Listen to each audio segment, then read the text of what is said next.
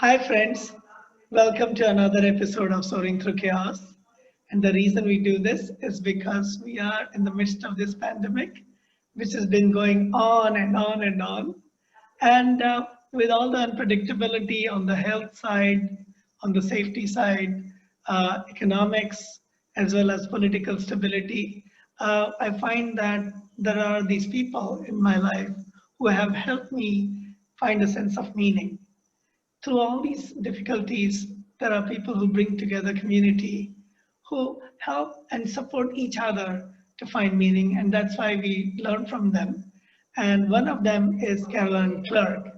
I met Caroline when she was with us, when she visited us in San Francisco Bay Area at Stanford for the Center for Compassion, probably 7 or 8 years ago. And it was amazing because we had no expectations, but here was somebody from Sweden, and she told us a lot about her life in Sweden, how compassion practices changed her life, and so on. So, Caroline, what brought you to the Center for Compassion at Stanford? Well, what brought me was our mutual friend, James Doty, who I had met in Louisville, Kentucky, shortly before our meeting. And it was what I call the Woodstock of compassion, because it was like a very eclectic group of people from different faiths and also grassroots movements and politicians who met up in this cacophony of talking about compassion in different shapes and forms. And James and I connected, and he invited me to San Francisco. Yeah, and that was sort of how it all started. That was really nice, because I remember you and my wife and I and a few friends went together on a hike in the Redwoods, and it was truly amazing to share our journeys together. What brought you into compassionate practices in general? Because you've been involved in so many different initiatives globally as well as in Europe. What was the thing that brought you into these kinds of compassionate practices? Well, it's basically life in general. You know, sometimes we try to break down what happens, but it's like the many things. So I would say perhaps initially a curious mind. I'm always very curious about things. Then I had a long journey with one of my children who faced adversity at a very early age because he was diagnosed with autism. And that brought me into the sort of the neuroscience, but as a layman, as a mother, you know, from the perspective of a mother. So through many years, we worked with Cognitive Behavioural Therapy, and it sort of brought me into the concept of thinking about how we operate, and many things that we take for granted doesn't necessarily come natural to others. So there are different modalities of learning. So it was learning language for my son. So breaking down language to its smallest pieces, because he was already beyond the age where language was sort of naturally acquired. And then from there, it was about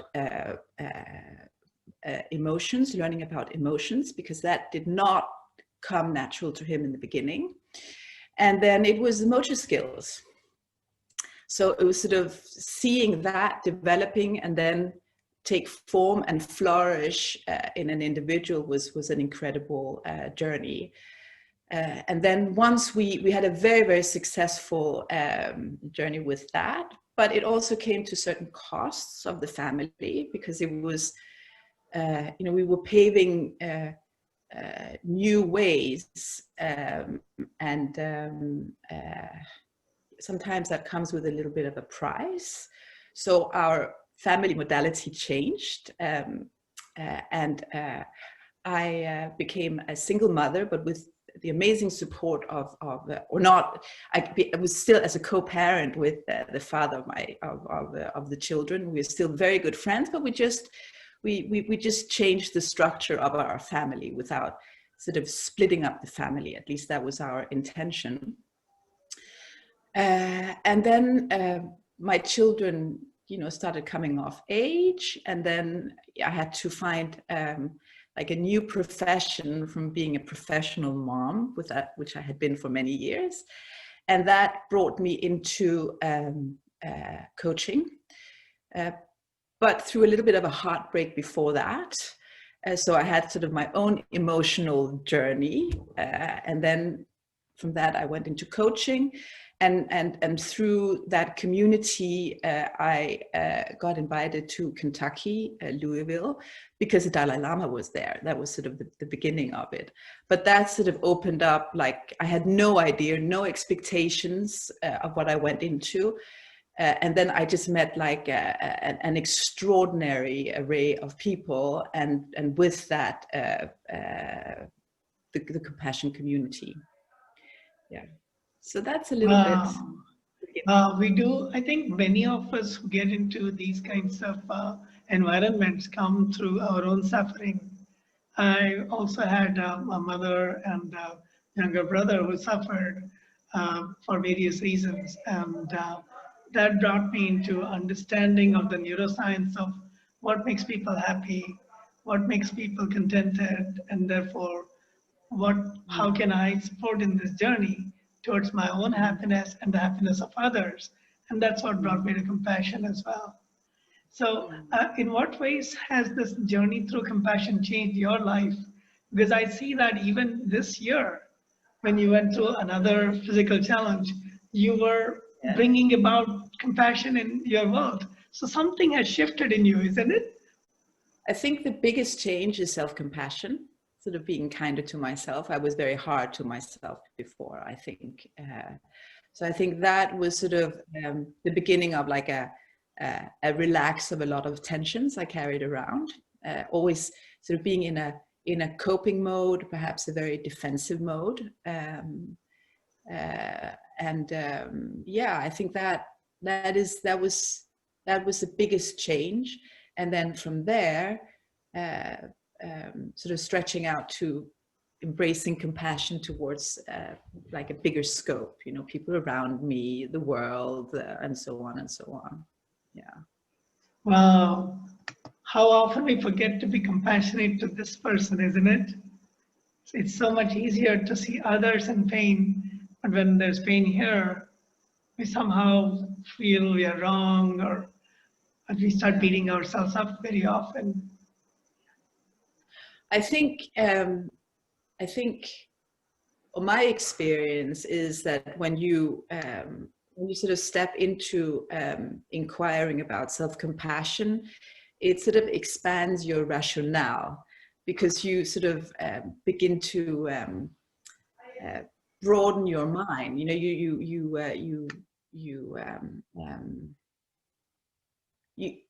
I think compassion requires you to look at things through different lenses, right? And then you broaden your own toolkit when you can sort of step back and look at things. I think in your invitation, you said soaring through chaos, right? So it's sort of it enables you to soar, to sort of take like the higher perspective. But with that eagle view, you can also sort of dive into like a specific area, but not before you've sort of like taken the bigger view. That's true. That's true. And yeah, for me, it's been a huge gift. I did not realize how little compassion I had before I started formally understanding and studying the practices of compassion. It was a big eye opener for me. I think it's interesting because compassion is like it's an active, right? It's like it requires you to do something. And when I sort of started to inquire or look into the root of compassion, or the background of what actually compassion means, it is when you look at the Buddhist traditions, and I guess the Hindu tradition too, the two are very closely correlated. Compassion is the masculine active, and when you combine it with the feminine, more passive, it's wisdom. So it's I think that is what I find really interesting, like the balance of the two. True, true. But isn't it interesting also that mothers, in their role as a mother, actually practice compassion every day when you're with that little baby? And that's one of the descriptions given of compassion, how a mother takes care of the child. So, in your own case, Yeah, but being a child. But if you're only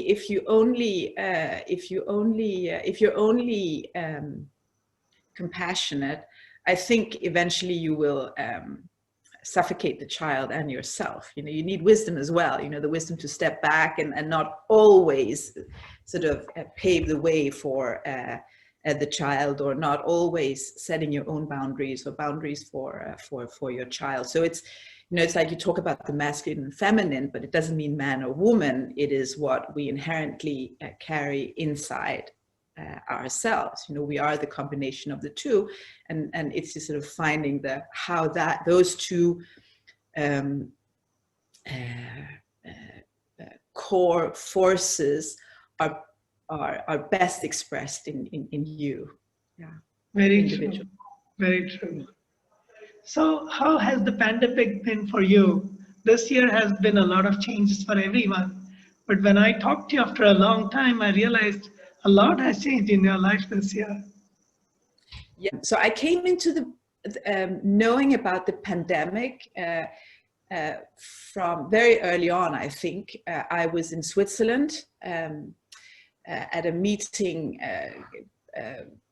just after the Davos political summit, and there was a breakout group, if you want, who continued discussing, and amongst those were people who worked in that field. There were people from Médecins Sans Frontières, from the World Health Organization, WHO, and this was end January, or sort of end January, and there was already up that there is like a pandemic, you know, and so it was discussed during our time together, and then circumstances would that right after that I was involved in a near fatal accident.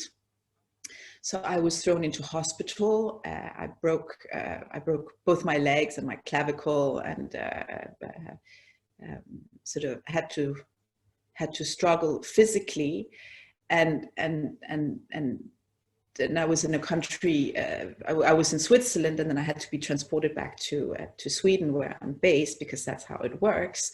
And that was sort of I went through Italy 2 days before the whole pandemic sort of exploded in Italy, and then up to Sweden.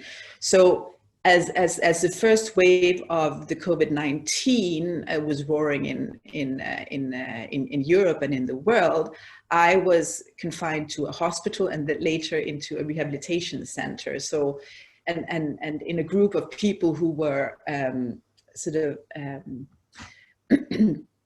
who were, I would say, amongst the vulnerable ones, you know. So we had we were isolated, but we were also very exposed to the COVID. So it was like a double slammer in a way. It was, you know, sort of, you know, my own medical situation, my physical situation, and then the world situation. So we had to get together and find coping mechanisms, because our care center was locked off from the rest of the world, and we were a group of people who had, I would say, we were like the 0.01% of the population who had just had like the most unlikely things happen to us. We felt very dependent on our families and our close connections. And then we were cut off from that because of the pandemic. So it was like, okay, what do we do now? So that was a very interesting experience in sense of coming together and finding new ways of coping. Yeah. Wow. So literally, you went through the pandemic route from Switzerland all the way through France and Italy and all that back home.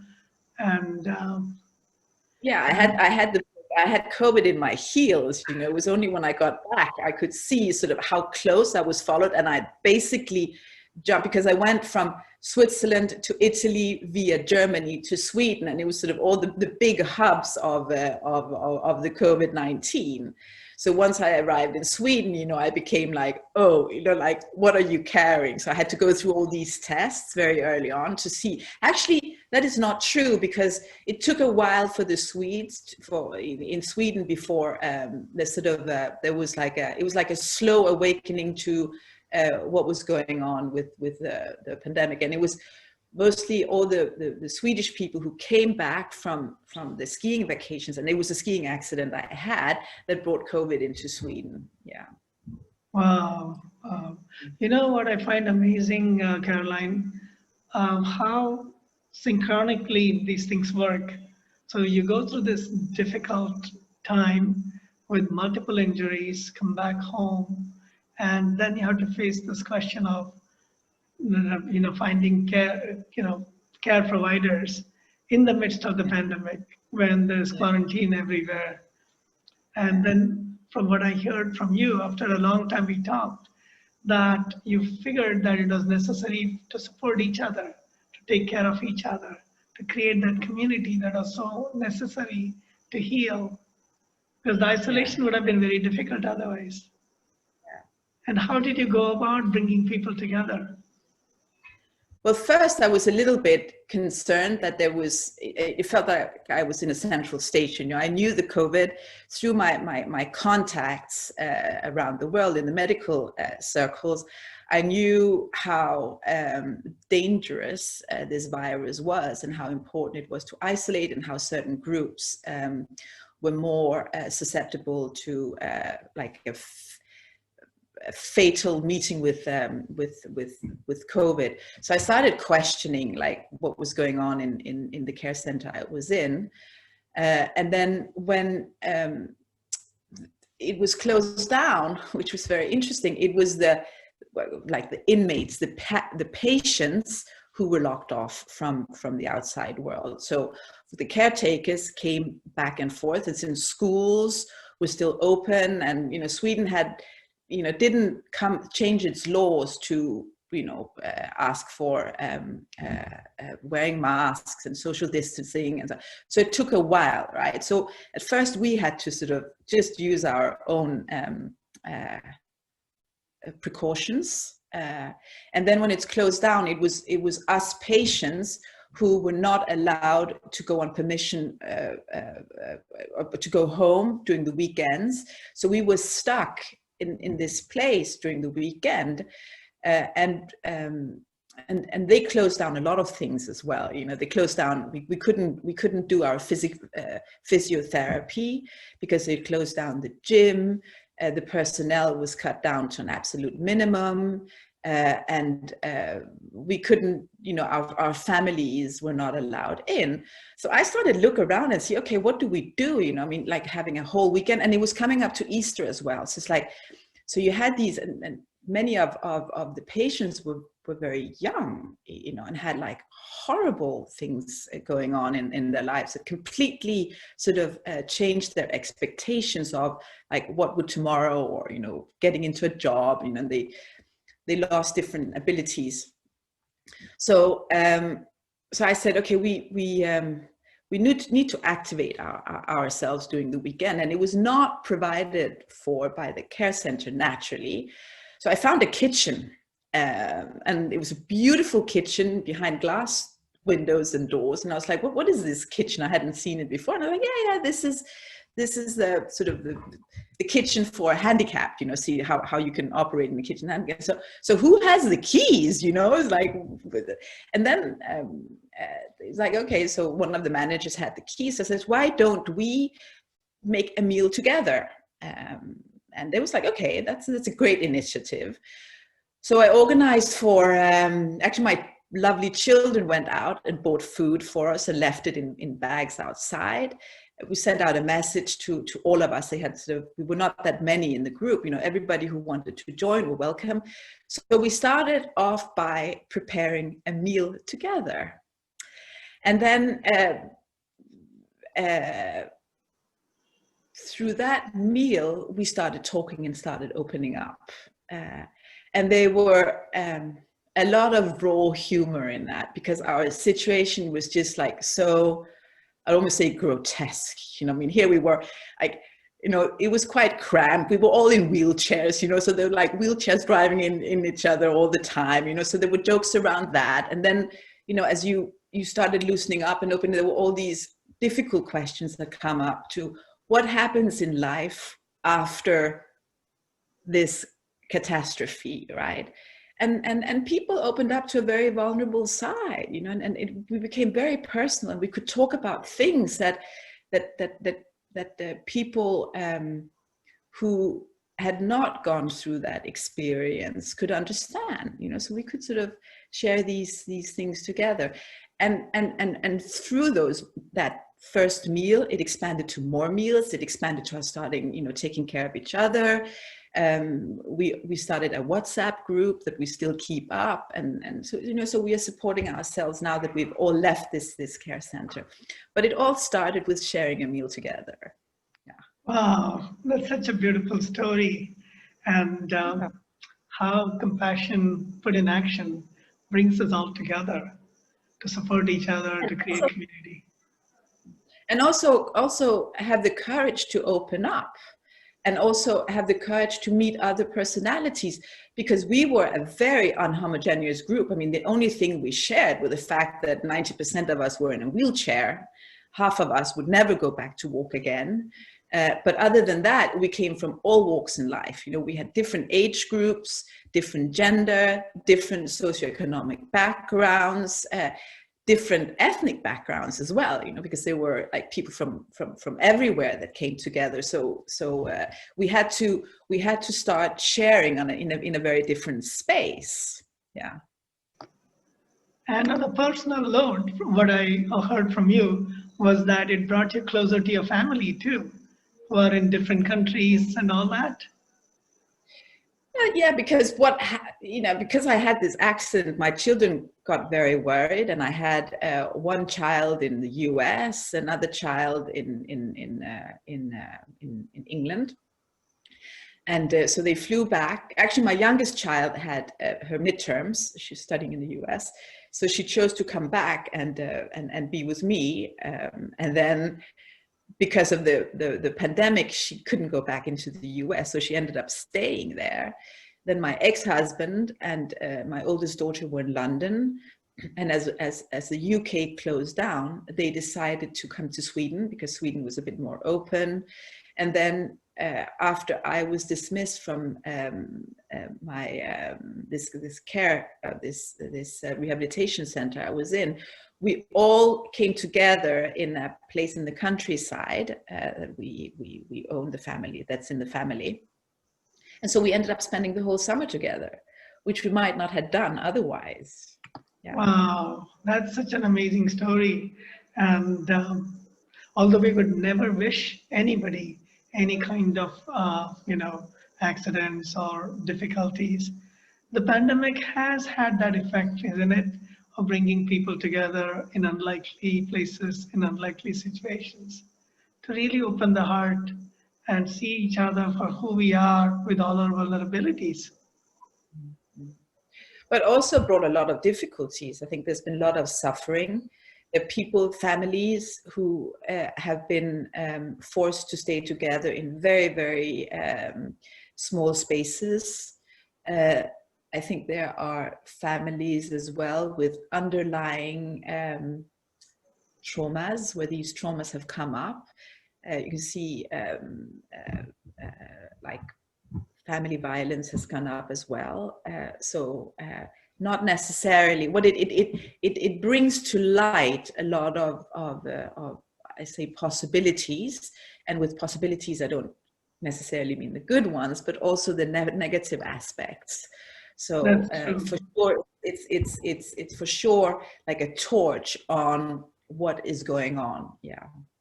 That's true, Yeah. especially in the big cities where space is so constrained. In cities like Bombay, when in one room you have two or more adults, it's not easy at all to be locked down for several months at a time.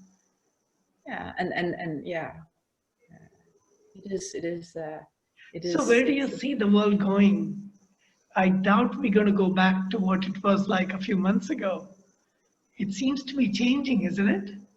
The whole world seems to be shifting in certain ways. Well, what's happening in Sweden right now? Well, Sweden is a little bit stoic, I would say. You know, change. It's like it's we don't sort of get that emotional. We don't move into, Sweden has not moved into a very drastic measures. So we might now, because the infection rate is soaring at the moment, and so there's a second round, and already with a very high fertility rate in Sweden compared to the other Nordic countries. You know, it's a hard lesson learned in Sweden. But yeah, where do we go from here? I think it's perhaps a possibility to stop a little bit and think about, where do we want to go, right? Yeah. And there are a lot of other things that has played into that. You know, we have elections in the US going on right now. I mean, the political climate was already a bit uneasy with like these extreme polarization going on. Then having that uncertainty on top of the pandemics and uncertainty, you know, it is really what you so well described as a total chaos. Yeah, we can go from anywhere from here. Yeah, I haven't seen anything like this in my lifetime. We were the generation that missed the two world wars. And although there were small wars, small battles, they were nothing like this. And we're not even physically fighting each other, but we are almost fighting an invisible enemy. And the different views that people have taken, the different positions people have taken, whether it's complete denial of the pandemic or making it look like a catastrophe in every way and full lockdown, it has shifted many things about life. And I heard a similar thing from a couple of my friends back home in the San Francisco Bay Area. They said that we have to become active now in the process of what we want to see as the future.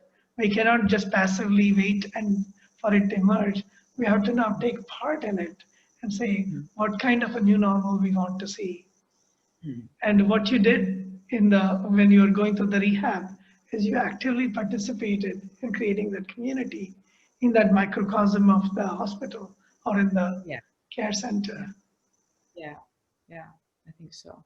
But I think that was a process that was already going on in the world before that. You know, it's like everybody thought it was just like rolling on, you know, and then suddenly, like many saw like a candidate come into power that was very scary to them. So that was already like, I think, a sort of emotion to activate. So I think, yeah, it is a time to activate. But then, like, how do we activate? Do we sort of get stuck in where we were before and start fighting? I think that's a real possibility. But that's a real possibility. People are very afraid. People are acting out. So you just saw the incident in France, for example, where, you know, somebody heard something they didn't like, and they go up and behead the person. So I think.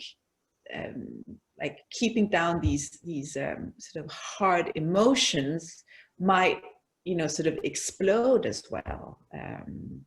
You know. That's true. At times like this, I mean, from a neuroscientific perspective, we are all getting into that lower levels of the brain where the amygdala, the strong emotions are taking charge and not always the rational thinking.